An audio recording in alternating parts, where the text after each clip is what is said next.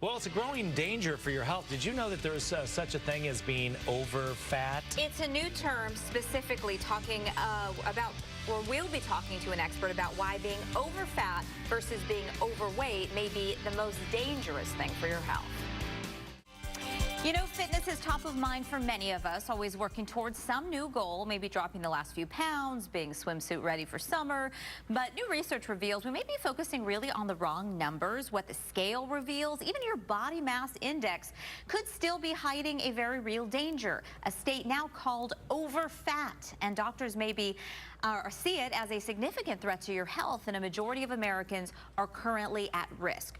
So we have brought Dr. Thompson in of Central Phoenix Obstetrics and Gynecology to talk to us about this number that is often overlooked, and it really can be a significant factor in a threat to your health. Yeah, I think in the last few decades we've seen obesity grow in the country to where at the point where about 68% of Americans are either overweight or obese. Okay. And we're always trying to come up with a good indicator for health.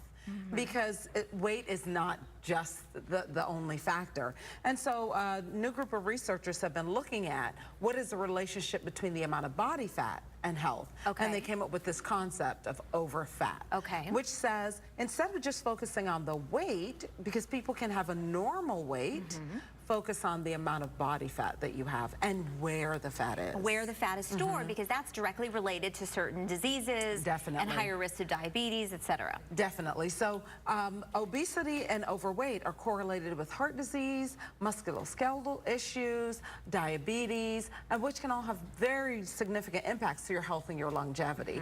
And so the issue is for you and me, how do we figure out when we're over fat, when we have too much fat on our bodies? And so a good marker is looking at the circumference of your waist. Okay. This measurement around your waist at the level of your belly button.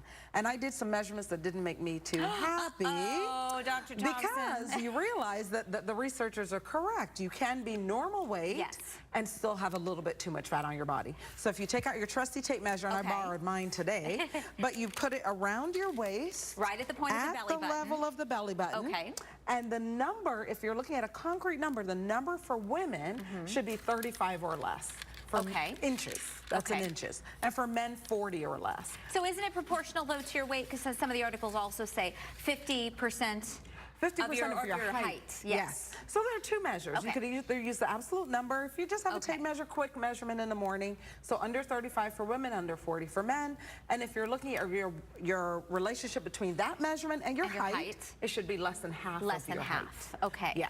And why is it? Why is the body type of being, I guess you'd call it apple shape, why is that more dangerous than the pear shape? We don't completely know that yet. And the key is that this is a marker, the measurement around the waist is a marker for how much fat is on the inside of you. Okay. Because this measurement is the fat on the outside of you. That's the fat under your skin.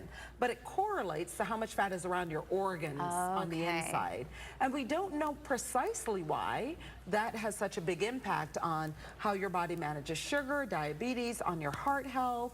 And we definitely know that weight affects your joints, so we know why it affects your joint health. But there's still a lot that we're learning about how body fat correlates with health.